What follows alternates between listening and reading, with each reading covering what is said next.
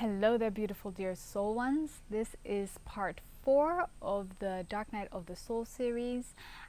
In this video, we will be speaking about how we can help a loved one through the Dark Night of the Soul.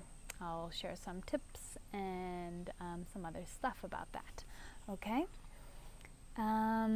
So, first of all, someone who's going through the dark night of the soul, they're going through a great transformation, a great personal transformational experience that while they're in it, most of the time they don't even know what their truth is, what's going on with them exactly, and how to get themselves out of it. But the whole thing is that they have to get themselves out of it.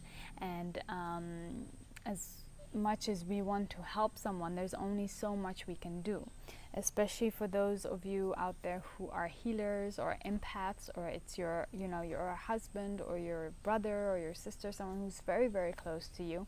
This can be really hard because we can either see or sense or feel the agony, the pain that this soul is going through during this transformational time, and truly there is only a limited amount of support we can give, but there is certain support that may be more fruitful and less fruitful, and we're going to talk about this in this video. So again, they're going through a very dark and private time, and what we can just do is help them the most. In the other videos I speak about this a little bit more, how to survive the dark night of the soul. So if you would like to watch those, how to survive, then maybe you can help and support them in those tips and things, and see if you can support them there and ask them.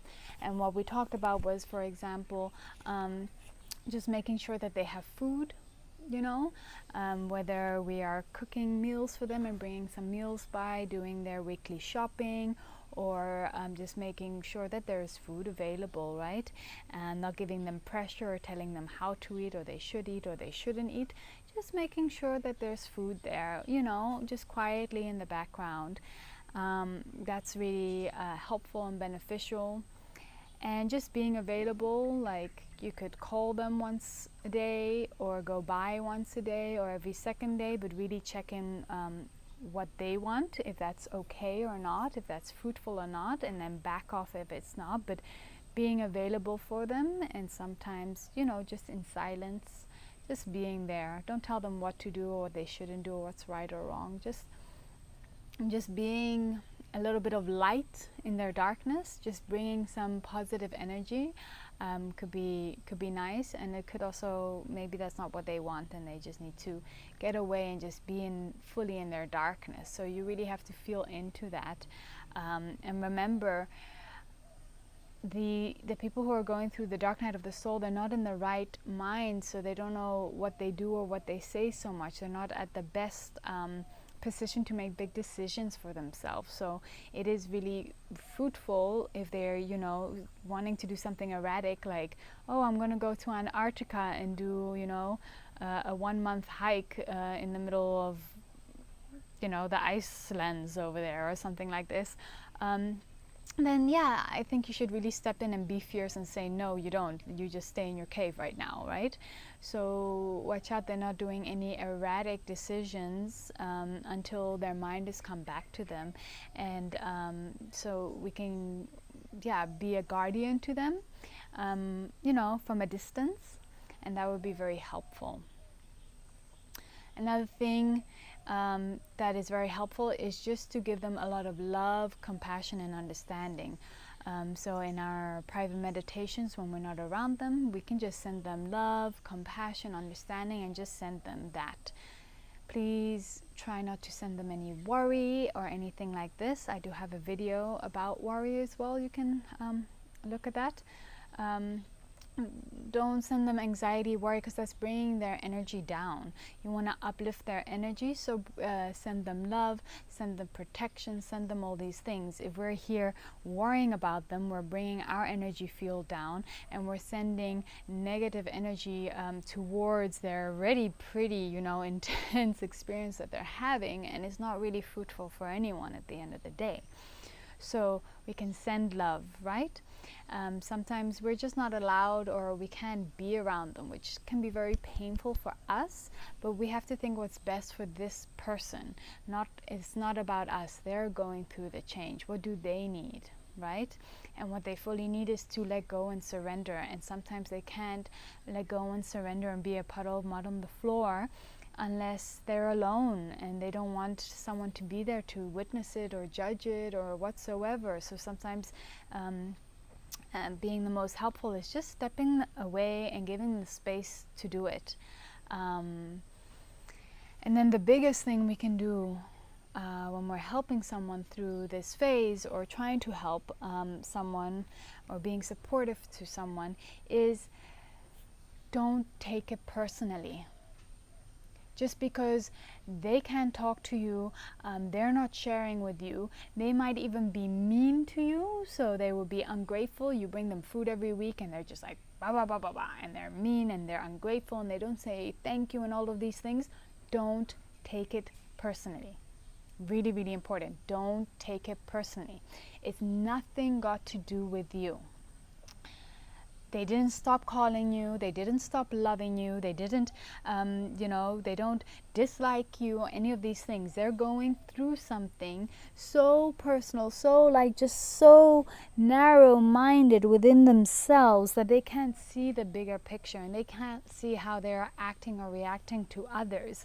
So don't take it personally, and it'll be hard, at times, to be around that energy and receive that. So you may have to do a little breathing or meditation to clear that energy after seeing them or connecting with them. But then remember, don't take it personally. It's nothing about you. They're going through something really intense and personal, and they're going through guilt and self-loathing and through so many, dark emotions that they're letting go of. So if we take it personally and then we start telling them, you're mean to me and why aren't you grateful to me and blah blah blah blah, and we start sassing them off, it's going to be even less beneficial for them, and it's not going to help them get to that bottom part. You're just adding more fire to the fire, right? So we need to step back, and during this time, especially again if we're an empath or a healer, it can be really hard to step back and not want to meddle and help this person. So it can be really, really beneficial that as the supporter of the person who's going through the dark night of the soul, to get support. Find a spiritual counselor or someone who deals with dark night of the soul, so you can actually talk about your stuff with that person, so you can release your frustration, your anger, and all of these things, because you don't want to be giving that frustration, that anger, that expression to the person who's going through the dark night of the soul, because again, it's not beneficial. Okay? So these are things I really recommend. Another thing, if you're living together with this person who's in the dark night of the soul, I really recommend to get out. Stay with a friend most of the time, go for that holiday you've been meaning to go do learn a course somewhere, but don't spend 24/7 or a lot of the time in the same house, in the same place, because on an energetical level, he's going down he or she, it's going down through a very dark, spiral downwards, and it's like a negative vortex, and anything that's around is just going to be sucked into that. And yes, if we have positive energy, that's great, and we may be able to resist that negative vortex for a while, but if we're around that long enough, we will be pulled into that as well, and we can see our energy get depleted, and now this is not beneficial to you, And obviously it's not beneficial to them because they're going to feel guilty that they're making you feel not very well. And then what can happen to you is you can start to blame them that you're feeling bad because they're feeling bad, and you know, it's just it's just a horrible spiral down from there, right? So what can be beneficial is taking, you know, take on an extra job, be out of the house a lot, or go do, you know, extra classes outside, go for more walks, stay with your friends, go for that travel, go for that course. Just don't be around so much so they can have that privacy. Even better if you can just be totally separate, of course, but we don't always have that opportunity.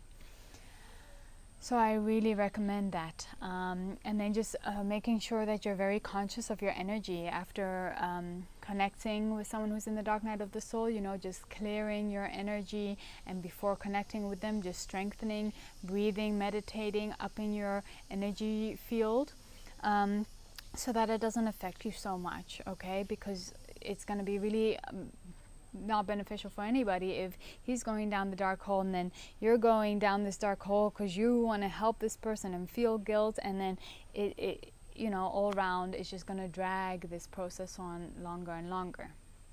So support how you can from a distance and be cautious. Get your own support, you know, someone you can talk to about it, so you're not giving them you know, guilt and a lot of crap and anger and expression. Be mindful of your own energy, that you're still doing the things that keep your energy up, and just have a lot of love, compassion, and understanding, and don't take it personal. Don't take it personal, okay? Much love and much luck with your beloved one, and I hope he or she gets better very, very soon, and I hope that your side of things may be easy and fruitful. But remember about self-care. We first have to take care of ourselves and our energy, so that when we help someone, we're helping them at the biggest, at our biggest potential, at our strongest energy as well, right? It's called selfness, not selfish, but selfness before, so we can help others better, right? Just like in the plane, first put on your mask and then you put on the mask of others. Okay, thank you for tuning in. Please check out the other videos if it's fruitful for you, and much love to your day. Bye.